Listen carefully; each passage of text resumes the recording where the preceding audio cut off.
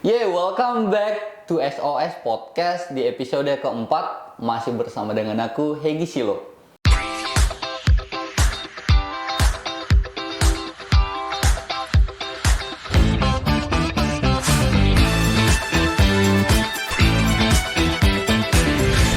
Dan kali ini kita akan bahas tentang Rescue Kitchen. Tetapi sebelum memanggil guest star, seperti biasa nih teman-teman, Hegi mau nawarin teman-teman tumbler kece-nya SOS. Untuk teman-teman yang mau bepergian kemanapun, jangan lupa pakai tumblernya SOS.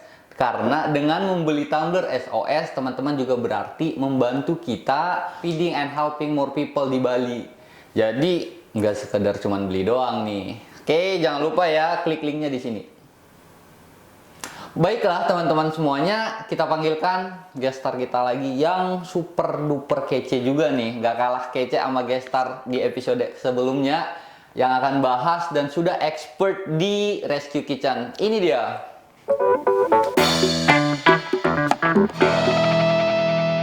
Hai Mer. Hai Kak. Apa kabar? Baik. Nah, makasih loh Mary udah datang di episode keempat kita SOS Podcast, dan kita akan bahas tentang Rescue Kitchen. Teman-teman, ini Mary. Sebelum kita lanjut, Mary boleh kenalin dulu, kemudian boleh kasih tahu nih apa Rescue Kitchen dan job desk-nya Mary. Oke, so hai teman-teman, welcome again to SOS Podcast. Thank you Kak Hegi udah waktu-waktunya. Jadi perkenalkan, nama aku Mary. Aku di sini posisinya sebagai food hunter dan juga kitchen coordinator. That's why aku hari ini ada di sini untuk membahas Rescue Kitchen dengan Kak Hegi. Tuh. Oke, thank you loh Mer. By the way nih Mer, sebelum kita bahas lebih dalam tentang proses Rescue Kitchen, mungkin boleh dikasih tahu apa itu Rescue Kitchen? Oke, first thing first, Rescue Kitchen adalah suatu program dari SOS Indonesia di mana companies, hotel bisa datang dan masak bareng-bareng di fasilitas SOS di Sanur. Oke. Nah, jadi kita nggak cuma masak, kita ada mulai dari potong-potong, terus bungkus, dan juga sampai ke distribusi, seperti itu. Berarti ini bahan mentah dibeli sama SOS kemudian dimasak? Nah, tunggu dulu, bisa dua cara. Satu, misalnya Kak Hegi punya company, mau Rescue Kitchen. Nah, Kak Hegi bisa beliin bahannya, atau Kak Hegi minta SOS beliin bahannya. Seperti itu. Oke. Berarti kalau misalnya aku punya bahan-bahan, let's say telur, beras, sayur-sayuran, itu boleh langsung aku kasih ke SOS, nanti SOS yang mengolah. Betul sekali. Berarti punya dapur dong? Punya dong, kita punya dapur lengkap. Kita punya 2 kitchen staff juga yang khusus untuk bantu Rescue Kitchen. Oke, punya chef juga berarti ya? Chefnya ya ala-ala, tapi ya they can cook. Oke, baiklah. Sejak kapan nih Rescue Kitchen ini diadakan oleh SOS? Baik. Kalau Rescue Kitchen sendiri sebenarnya aktifnya itu paling aktif saat pandemi. Jadi mulai dari 2 tahun yang lalu ya. Oh, pandemi ya. Jadi hampir setiap hari SOS tuh memasak 200, 500 meals. Karena kan pada saat pandemi itu serentak semua orang tuh banyak yang kehilangan pekerjaan. Benar. Betul ya, gitu. Nah, tapi sekarang kan sudah mulai pulih dari pandemi. Jadi kadang kita dapat request buat Rescue Kitchen 2-3 minggu sekali, seperti itu. Nah, dalam setiap kali Rescue Kitchen tuh kita masak sekitar dari 300 sampai 500 packs. Lumayan juga berarti ya. Betul. Sejak pandemi itu berarti rutin nih pas pandeminya. Betul. Tapi setelah pandemi karena udah mulai recovery, paling 2 kali seminggu, 2 kali 3 minggu. 2-3 kali 1 minggu. Oke, nggak tiap hari lagi ya. Tujuan utama dari Rescue Kitchen ini apa sih sebenarnya? Sebenarnya ada 2. Satu buat internal, buat company, buat hotel staff untuk bonding sama teammate-nya mereka. Kedua, again balik ke purpose-nya SOS, which is food equity. Jadi dari Rescue Kitchen ini makanan-makanannya kita kirim nih ke low income communities sekitar di daerah Denpasar, bisa ke TPA, bisa ke komunitas lain seperti teman-teman yang pemulung kasarnya, dan juga yang kerja serabutan, jadi mereka nggak punya pendapatan yang tetap seperti ya, itu. Berarti memang diberikan sama orang yang memang paling membutuhkan ya. Betul. Flow di Rescue Kitchen ini gimana sih? Prosesnya lah.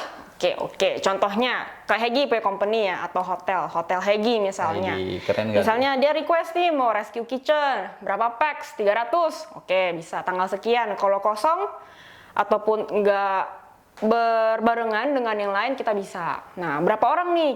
Kitchen kita maksimal bisa nyamannya akomodate 15 orang.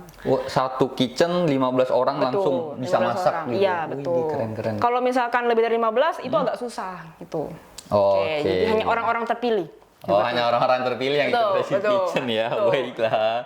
Mulia ya. Widih. Terus kan misalnya oke nih, nah terus skema selanjutnya mau gimana, mau hotelnya Kak Hegi itu minta SOS untuk siapkan bahannya atau barangnya dari kita, Betul. dari si company betul perusahaannya. seperti Oke. itu. Nah kalau misalnya udah deal seperti apa, kita selesaikan pembayarannya, barulah kita siapkan gitu.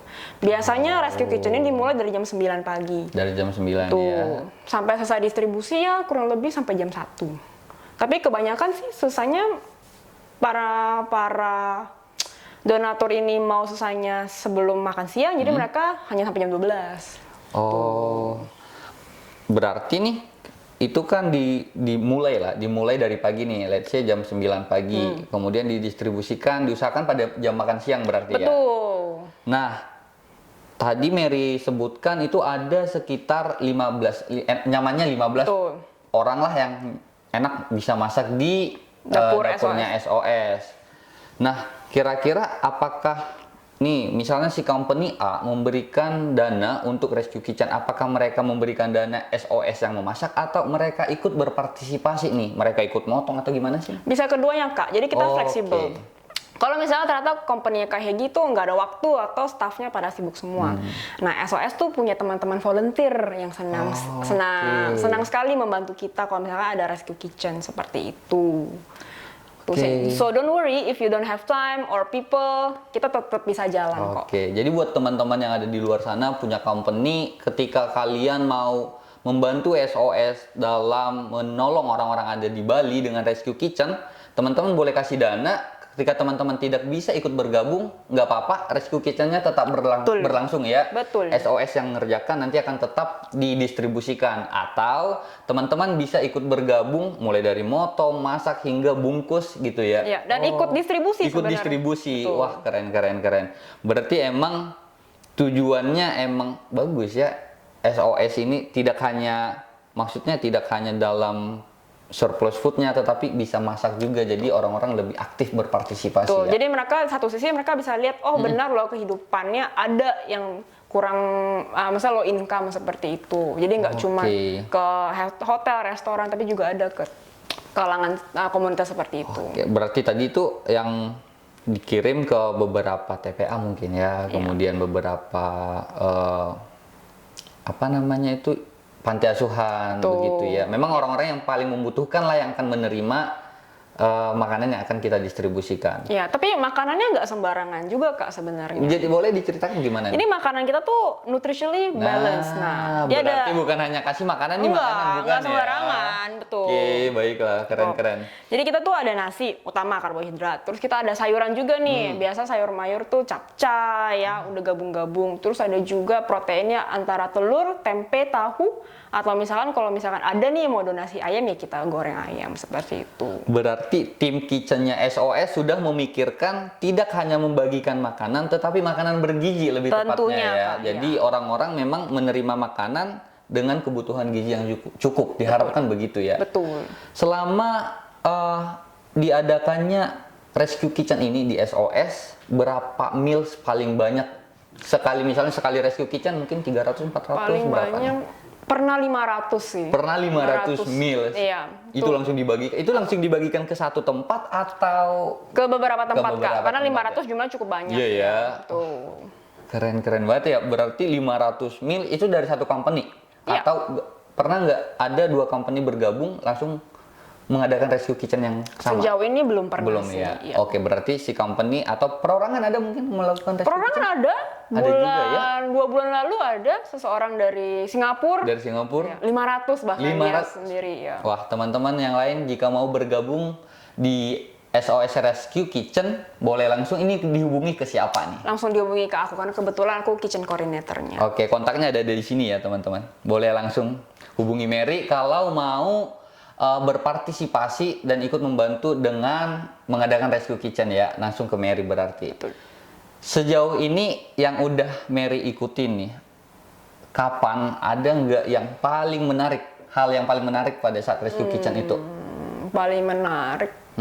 Sebenarnya paling menarik kalau ketika teman-teman dari luar negeri sih ikut dalam Rescue Kitchen. Oke. Karena mungkin mereka jarang ya ada di kitchen atau melihat proses memasak di Indonesia gitu. Jadi pada waktu bulan Agustus kita kedatangan mahasiswa dari Eropa. Jadi mereka datang ke SOS dan masak. Jadi itu sangat seru sih. Mereka ikut masak berarti, motong-motong. Iya, ikut masak dan motong-motong. Ikut distribusi juga? Ikut tentunya dong. Itu menarik. Berarti mereka lebih paham ya keadaan kita, juga mereka semakin mengerti ya. Iya. Sejauh waktu itu ada nggak sih pendapatnya mereka tentang SOS gimana kira-kira? Pendapat mereka itu ya seru dan pengalaman yang tidak terlupakan dalam hidup mereka sih. Gitu. Masih ada nggak kira-kira hal yang ingin Mary sampaikan nih tentang Rescue Kitchen ini? Rescue Kitchen ya.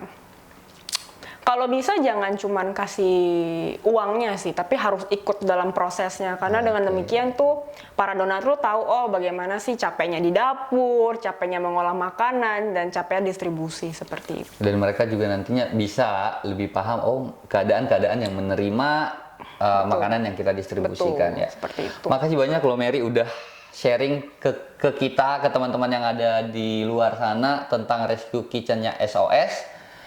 Sebelum kita tutup, mungkin ada pesan yang ingin disampaikan buat teman-teman yang ada di luar, mungkin mengenai SOS atau apa gitu. Jangan ragu untuk dukung SOS karena kita di sini timnya semua punya hati untuk membangun komunitas yang lebih kuat dan tahan atas kerawanan pangan seperti itu. Thank you banget Mer.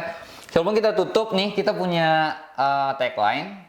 Yaitu kalau misalnya ntar aku bilang SOS Podcast, nanti kita barengan jawabnya adalah Say No to Food Waste. Oke. Bisa ya? Bisa. Oke.